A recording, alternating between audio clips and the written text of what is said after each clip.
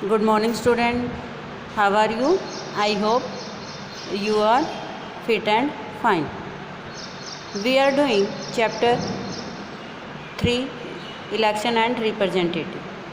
In this chapter we were doing about the election system and election system of India. And today we are doing about the differentiate between first pass the post system and proportional representation. Got it. तो पहले हम क्या देखते हैं, हमने proportional system के बारे में किया है. प्रोपोर्शनल जो सिस्टम है वो कहाँ पर है, किस तरह से किया जाता है, ये आपको अच्छे से पता लग गया. ठीक है. जो एपीटीपी है उसका एरिया छोटा होता है, वो इजी वे है. ठीक है. और जो प्रोपोर्शनल रिप्रेजेंटेशन है उसका एरिया है वो लिमिटेड होता है.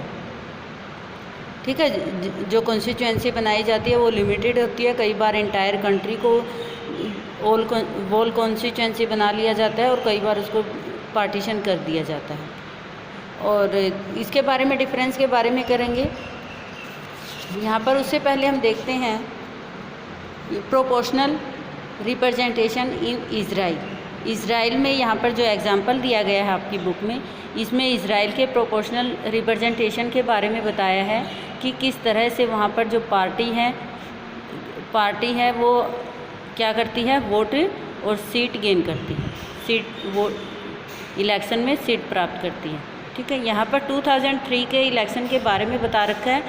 May be different books are data is different. जो डिफरेंट बुक है उसमें डाटा डिफरेंट हो सकता है क्योंकि it is depend on edition के ऊपर डिपेंड करेगा. ठीक है. यहाँ पर 2003 का डाटा है ये. ठीक है. हो सकता है आपकी बुक न्यू है तो उसमें डाटा न्यू हो. ठीक है. ये मैटर नहीं करता यहाँ पर समझने के लिए. ठीक है. यहाँ पर 2003 का डाटा दिया गया है. तो इसमें क्वेश्चन पहले बनता है कि यहाँ पर देखिए देखा गया है कि इज़राइल की जो संसद है, लेजिस्लेचर है, उसको क्या बोले, किनेसेट बोला जाता है. ठीक है. शॉर्ट क्वेश्चन हो गया यहाँ पर. कई बार हमें लगता है कि पता नहीं ये क्वेश्चन कहाँ से आ गया और हम इस तरह के बॉक्सेस में जो एग्जाम्पल होते हैं वो हम छोड़ देते हैं, स्किप कर देते हैं, जबकि हमें इस तरह के स्किप नहीं करने चाहिए. ठीक है. यहाँ पर लेजिस्लेचर है, किनेसेट बोला जाता है और टेक प्लेस एवरी 4 ईयर. जो इलेक्शन है वो हर 4 साल के बाद होते हैं. ठीक है. 2 क्वेश्चन आगे कि इज़राइल में है जो इज़राइल की पार्लियामेंट को क्या बोला जाता है और इज़राइल में जो इलेक्शन है वो जनरल इलेक्शन है वो कितने साल के बाद होते हैं. इसके साथ यहाँ पर दिया गया है कि जो हमने टर्म मानी थी कि शर्त क्या होगी कि 1.5% वोट क्या करेंगे in order to be eligible to get seat in legislature. जिस पार्टी के पास 1.5% वोट होंगे वो एक सीट गेन कर सकता है, गेट कर सकता है. ठीक है. उस पार्टी की एक सीट है, यानी कि एक सीट के लिए कितने परसेंट चाहिए, 1.5% वोट चाहिए. ठीक है. तो हम एग्जाम्पल में ये एग्जाम्पल दिया है खुद. यहाँ पर जो एग्जाम्पल दिया है share of seats and share of votes. ठीक है. टोटल सीट बताई हैं कि एक पार्टी के जो पार्टी हैं, डिफरेंट पार्टी हैं, उनको कितनी सीटें मिली हैं.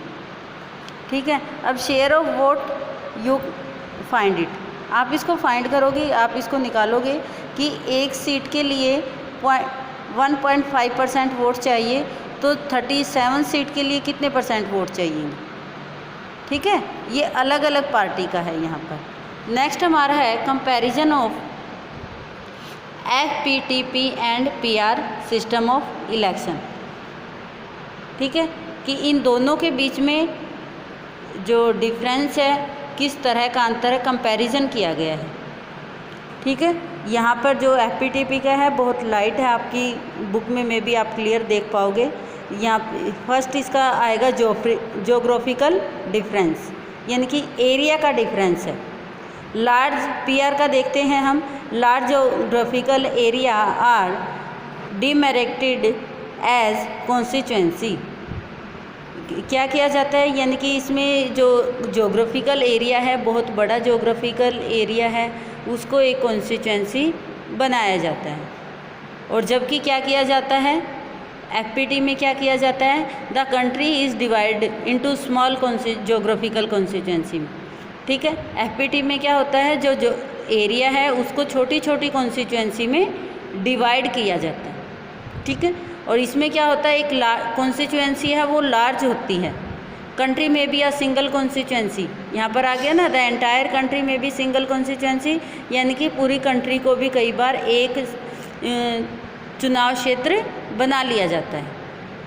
नेक्स्ट आता है, मोर देन वन रिप्रेजेंटेटिव में be elected from one constituency, voter vote for the party.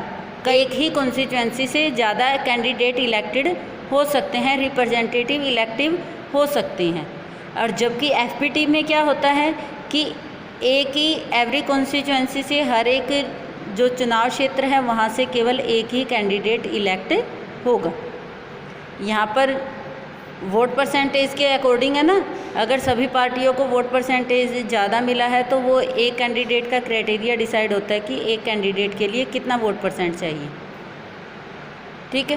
तो इस बेस पर एक ही जो चुनाव क्षेत्र है वहाँ से एक से ज़्यादा कैंडिडेट इलेक्ट हो सकते हैं, किस इलेक्शन सिस्टम में, PR में, प्रोपोर्शनल रिप्रेजेंटेटिव में। गॉट इट, कि एक ही कॉन्स्टिट्यूंसी से एक से ज़्यादा कैंडिडेट इलेक्ट हो सकते हैं।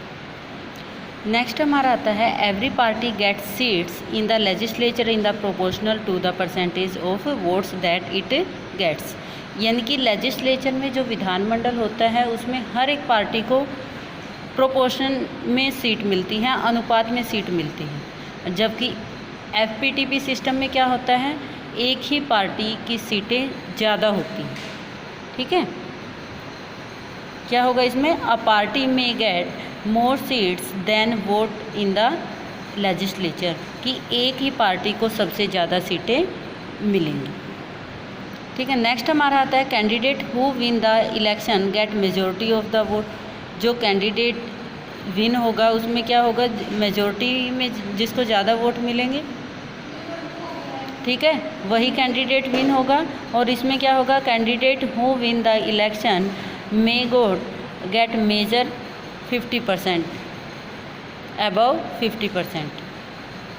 प्रोपोर्शनल सिस्टम में तो क्या होगा, जिस भी कैंडिडेट को सबसे ज़्यादा वोट मिलेंगे वो सरकार बनाएगा।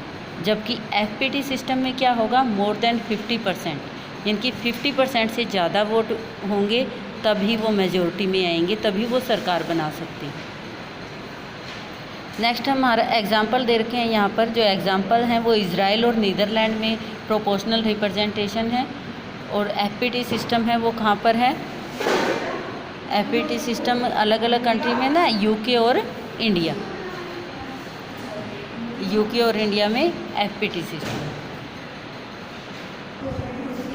This is sufficient for today, next we will do in next video. Thank you.